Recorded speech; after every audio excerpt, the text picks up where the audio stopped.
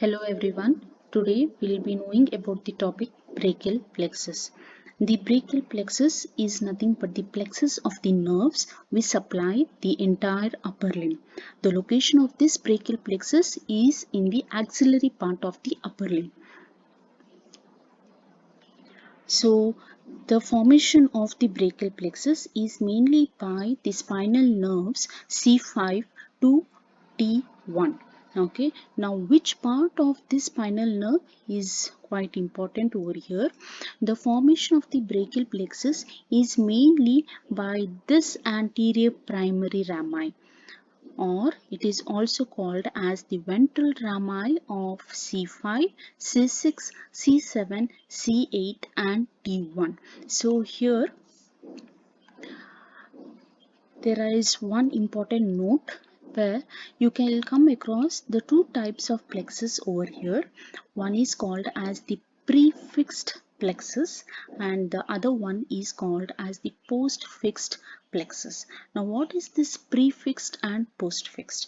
The prefixed plexus is the brachial plexus where you can see the contribution of C4 is more and there is minimal contribution of T1, whereas in the postfixed brachial plexus there is maximum contribution from T2, that is the anterior primary rami of T2, with minimal contribution of C5, and there is no contribution from C4 spinal nerve. So this is how the plexus is formed. Now to begin with, the parts of the brachial plexus.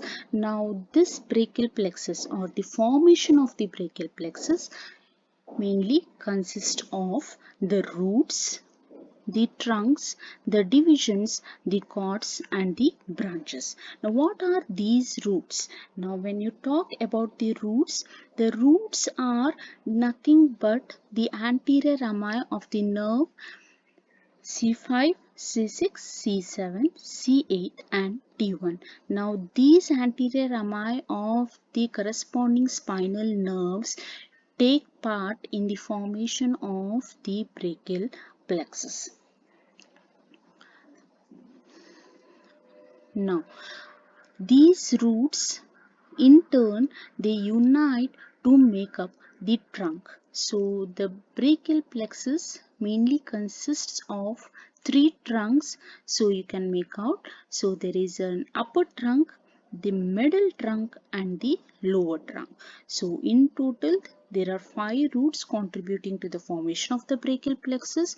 Now these roots are nothing but the anterior primary rami of the corresponding spinal nerves, and these nerves are united, or these roots are united to make up, ultimately form the 3 trunks of the brachial plexus. Now what are these trunks? Among the 3 trunks, how is the upper trunk formed, the middle trunk formed and the lower trunk formed? The upper trunk of the brachial plexus is mainly formed by the union of C5 and C6. Now the upper trunk is formed by the union of C5 root and C6 root, make up the upper trunk. The lower trunk is formed by the meeting or the union of C8 and T1, whereas the middle trunk is completely formed by the continuation of C7 root. So altogether we have 3 trunks, the upper, middle and the lower trunk.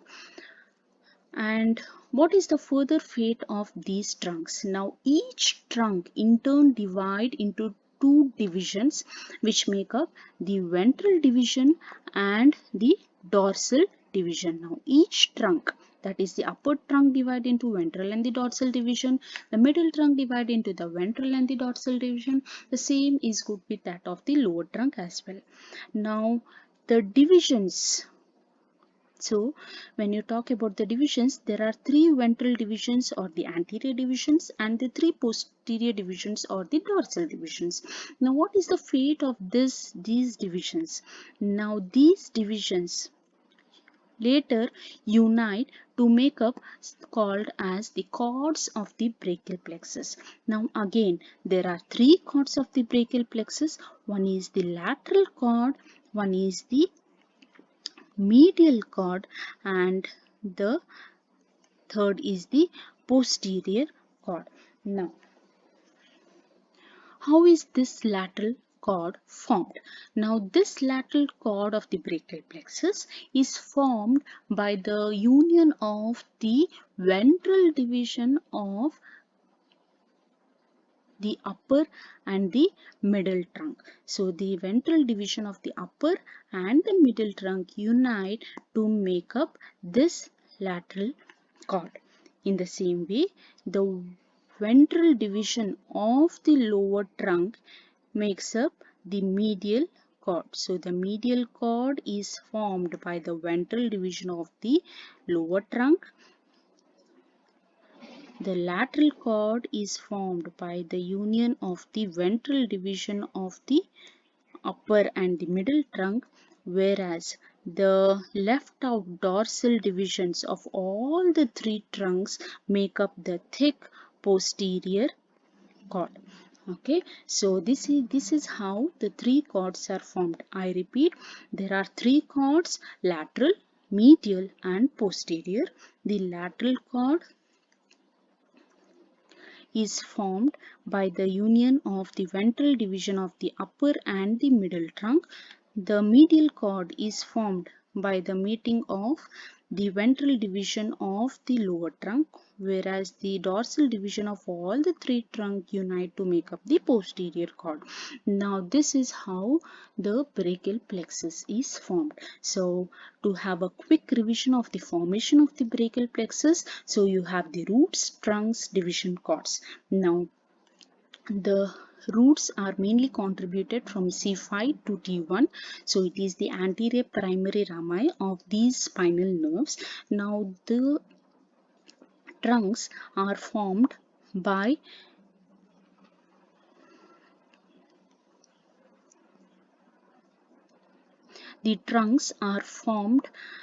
the union of these roots. There are three trunks: upper, middle and the lower.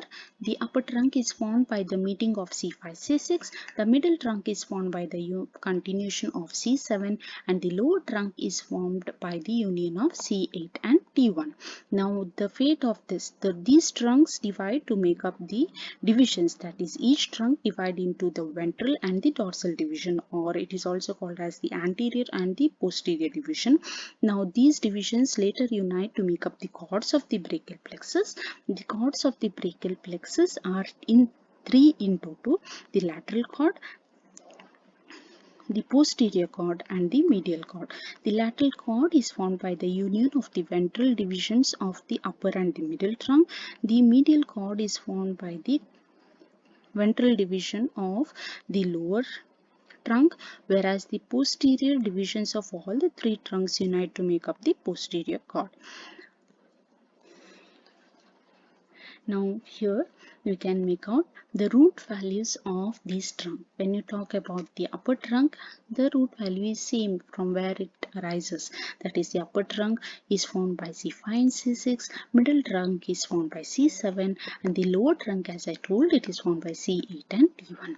The divisions, as you all know, there are two divisions from each trunk, the ventral and the dorsal division. Now, this is how the cords are formed: the lateral, medial and the posterior. See, the names of these cords, the lateral, medial and posterior, is in relation to the axillary artery. That is the third part of the axillary artery. The cords are named with the relation of the third part of the axillary artery. Now lateral cord is formed by the ventral divisions of the upper and the middle trunk. The medial cord is formed by the ventral division of the lower trunk, whereas the posterior cord is formed by the dorsal division of all the three trunks. Now next is about the branches of the brachial plexus. Yes, there are many branches from this brachial plexus. So there are some branches from the roots, there are some branches from the trunk. The divisions doesn't give any branches, and there are many branches from the cords as well. So the roots give up only two branches. Number one is called as the long thoracic nerve, or it is also called as the nerve to serratus anterior. As the word itself says, this is the nerve supplying the muscle serratus anterior. Now this long thoracic nerve or the nerve to serratus anterior is arising from C5, C6 and C7. So the root C5, C6, C7 give a branch which is called as the long thoracic nerve. The second branch from the root is the dorsal scapular nerve, which is arising from C5. So in total there are two branches from the root. Number one is the long thoracic nerve and number second is the dorsal scapular nerve. Now that's all about the branches of the root.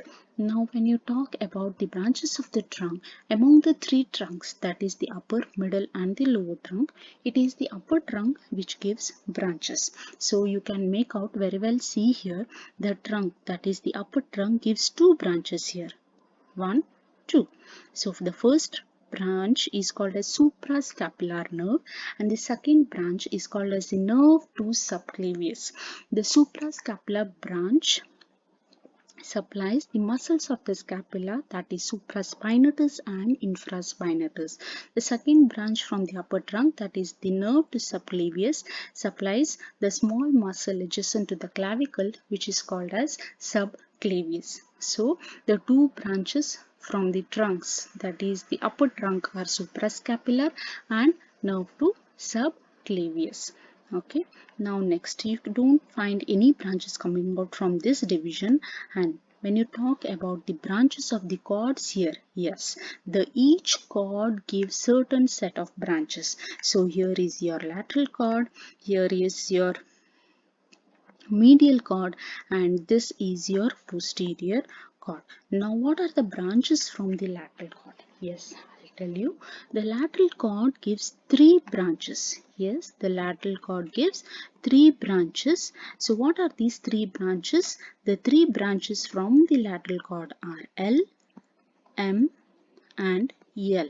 The L stands for lateral pectoral nerve, M stands for musculocutaneous nerve, and the third L stands for lateral root of median nerve. So these are the three nerves giving out from the lateral cord. So the lateral pectoral nerve, as the word itself says, it supplies the pectoral muscles, that is major and the pectoralis minor muscle. The musculocutaneous nerve is the main nerve of the anterior compartment of the arm, supplying the anterior muscles of the arm. The lateral root of median nerve, the median nerve is the nerve of the forearm, that is the anterior compartment of the forearm. Here the lateral root in turn unites with the medial root to make up the main median nerve. So to wind up the lateral cord branches, there are three in number: the lateral pectoral, the musculocutaneous and the lateral root of median. So you can just remember it in easier fashion: L, L, M, L. Okay, so next moving on to the branches of the medial cord over here. The branches of the medial cord are 5 in number. Yes, the medial cord gives 5 branches. So what are these 5 branches? I'll let you know. So out of these 5 branches, the 4 branches, can see here, the 4 branches start from the letter M. So you find 4M over here. So the 4 branches are the medial pectoral nerve, which supplies the pectoral muscles, major and minor, the medial cutaneous nerve of the arm, the medial cutaneous nerve of the forearm, and the medial root of the median nerve. The fifth branch of this medial cord is the ulnar nerve. So you find 4M and 1U. Okay, so this is how the medial cord gives its branches. So I repeat, there are 5 branches coming out from the medial cord, and these 5 branches are medial pectoral nerve, medial cutaneous nerve of arm, medial cutaneous nerve of forearm, medial root of median nerve, and the largest of all is the ulnar nerve.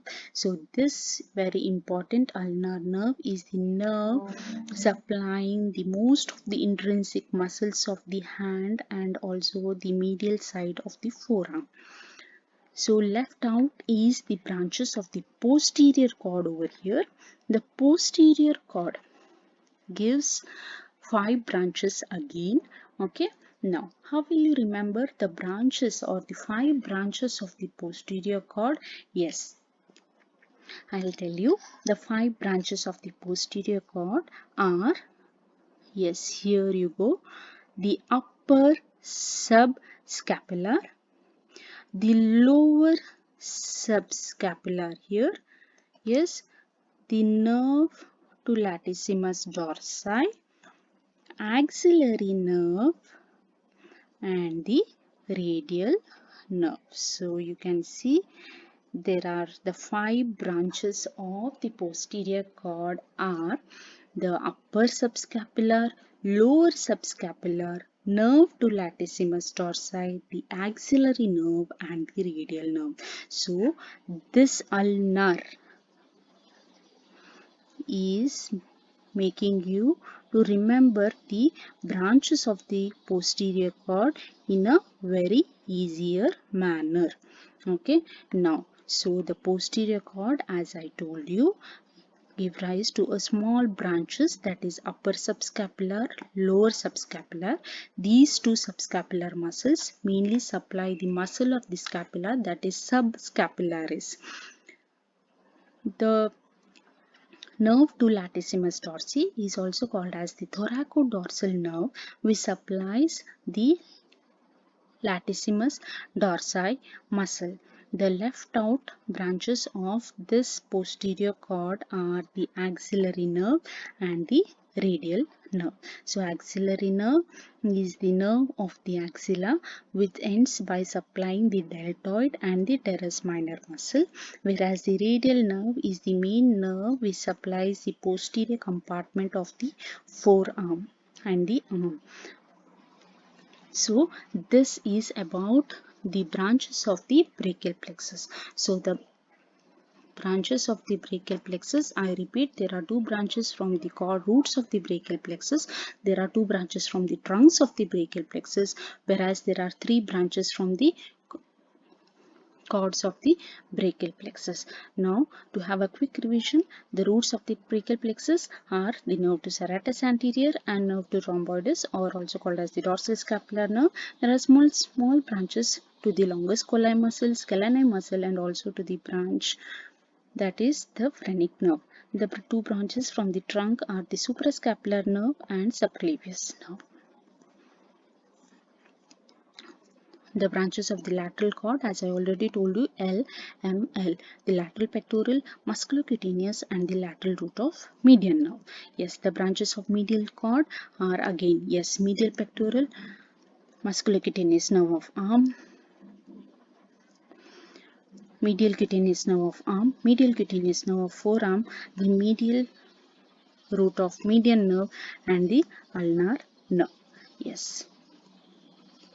The branches of the posterior cord to wind up are the upper subscapular, lower subscapular, the nerve to latissimus dorsi, the axillary nerve, and the radial nerve.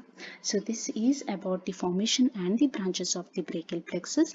We'll look about the clinical aspects of the brachial plexus in our next video.